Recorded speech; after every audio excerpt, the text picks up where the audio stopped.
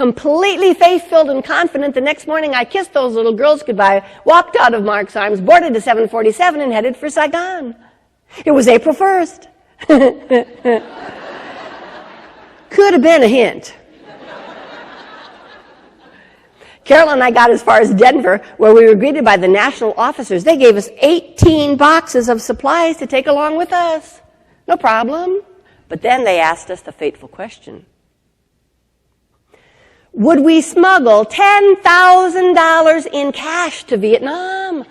Well, Carol in her wisdom shakes her head, no.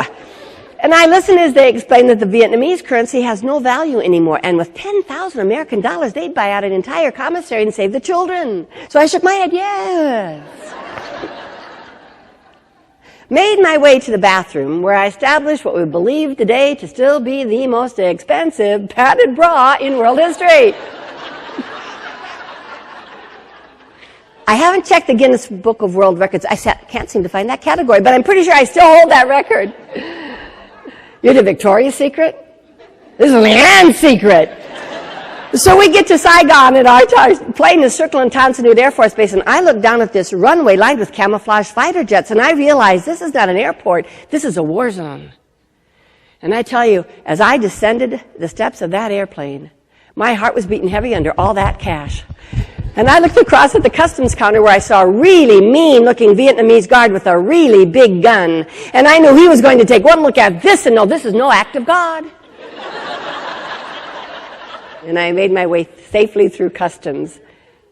And then I was greeted with these words by the director who picked us up. She said, "Have you heard the news? President Gerald Ford okayed Operation Babylift. You won't help us take out 6 babies. You'll help us take out 300. That's what I went, oh my gosh, 300 babies? 300? That's when I knew why I had said yes. That's when I knew what was driving me to go. But by the time I got there, did I mention bombs are dropping outside the city? We can feel our building trembling. So they were gathering babies in from all of the foster homes, from all over the city, from other orphanages, and every inch of our floor was covered with a sheet or a mat. And every inch of sheet or mat was covered with a baby. We had seas and seas of babbling, burping, bawling babies. And then, the next day, a miracle happened. At breakfast the next morning, I was told, "LeAnn, because of Operation Babylift, you and Mark are going to be assigned one of the 100 babies we have gathered here so far. Now, you can wait and they'll sign you a baby from across the desk in Denver in a few weeks. Or you can walk into the next room and choose a son." And I did. But actually, as I said in my book, Mitch chose me. Friends, I walked into a room of 100 babies, and a little 9-month-old boy stood next to a crib, pinching the little kid's toes. That should have been a hint. He took one look at me, got down on his hands and knees, and crawled right over to me, up my pant leg, into my arms, my heart, and our family. And we had a son. And we were as ready as we were going to be. And it's a good thing, because on the 5th and final day I was there, Ross, a young American, came bounding in the room with the news. It's it. It's our turn. Our babies. Airlift flight to freedom.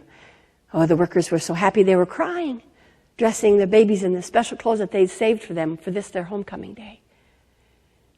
But getting them all to the airport was not going to be so easy. Did you know you can fit 22 in a Volkswagen van? You simply take out the center seat, and 22 fit quite snugly. You know, it's kind of sad to think this is probably the only cover girl shot I will ever get.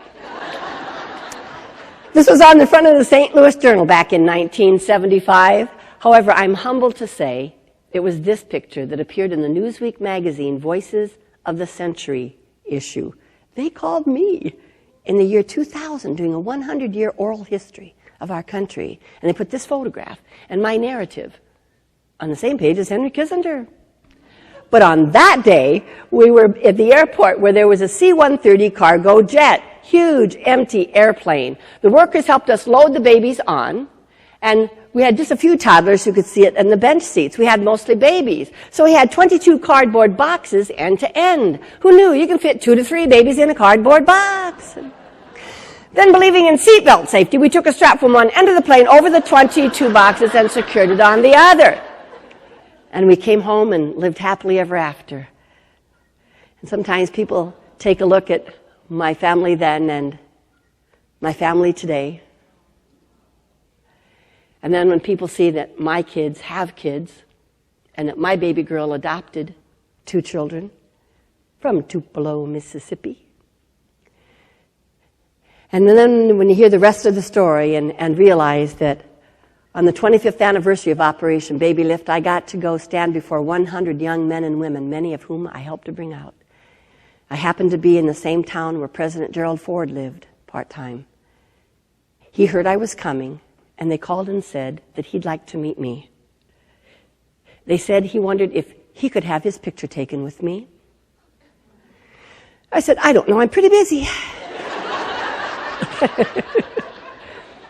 But what a privilege it was to have time with President Gerald Ford. And he sat in the audience after he introduced me and heard this story. And all of this, my friends, is the rest of the story.